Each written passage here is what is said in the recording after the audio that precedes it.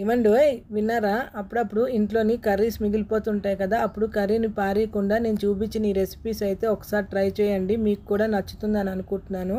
దీనికోసం నేను ఈ క్యాబేజ్ ఆలు కర్రీని స్ట్రెయిన్ చేసుకున్నాను.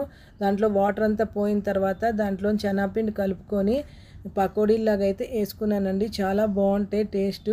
ఇది మా మమ్మీ చిన్నప్పుడు ఎప్పుడెప్పుడు కూర మిగిలిపోతే ఇలాగే చేసేదండి. సాయంత్రం స్నాక్స్ లాగా అయ్యేది.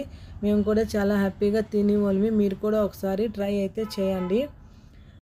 సెకండ్ రెసిపీ అయితే నేను మంచూరియా చేశానండి. ఇది నేను ఓన్గా చేశాను. దీనికోసం ఆయిల్ వేసి గార్లిక్ ఆనియన్ వేసి ఫ్రై అయిన తర్వాత టమాటా కెచప్ అలాగే సోయా సాస్ వేసి కొంచెం వాటర్ వేసి బాయిల్ అయిన తర్వాత ఈ మంచూరియాలు అన్నీ వేసి వాటరు కార్న్ఫ్లోర్ అన్నీ వేసి బాగా ఉడికిన తర్వాత దగ్గర పడిన తర్వాత తీసుకొని సర్వ్ చేసుకున్నాం. టేస్ట్ అయితే సేమ్ మంచూరియా లాగే ఉంది. మీరు కూడా ఒకసారి ట్రై అయితే చేయండి.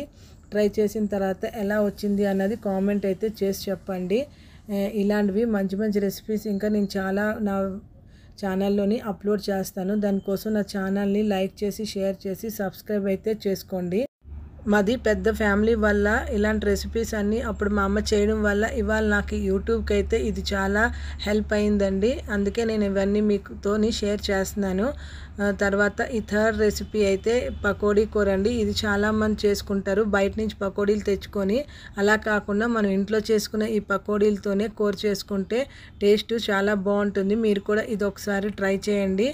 దీనికోసం ఉల్లిపాయలు టమాటా అల్లం వెల్లుల్లి పేస్ట్ ఉప్పు కారం పసుపు పచ్చిమిర్చి కరివేపాకు అన్నీ వేసి బాగా ఫ్రై అయిన తర్వాత కొంచెం వాటర్ వేసి బాయిల్ అయిన తర్వాత ఈ పకోడీలన్నీ వేసేసి దగ్గర అయిన తర్వాత సర్వ్ చేసుకుంటే టేస్ట్ బాగుంటుంది. నేను చేసిన ఒక పకోడీలతోనే 3 రెసిపీస్ అయితే మీకు చూపించానండి. ఇలాంటివి ఇంకా చాలా మంచి మంచి రెసిపీస్ అయితే నేను చూపిస్తుంటాను. దానికోసం నా ఛానల్ని మీరు లైక్ చేసి షేర్ అయితే చేయండి. Thank you.